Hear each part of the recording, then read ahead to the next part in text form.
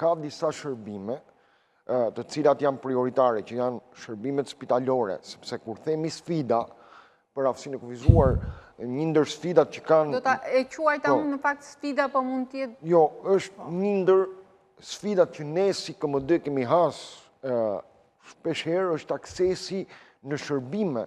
Kur themi shërbime shëndetësore, aksesi në përposta, aksesi...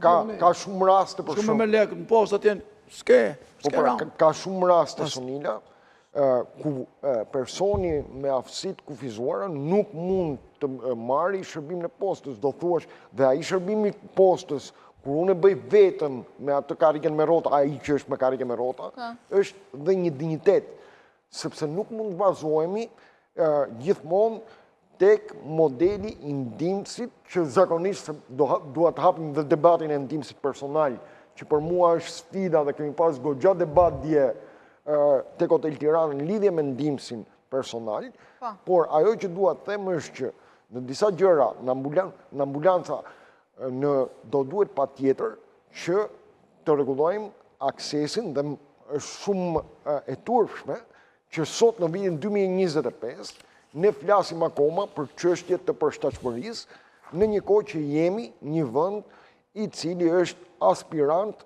për të bërë pjesë e familjes madhe evropiane.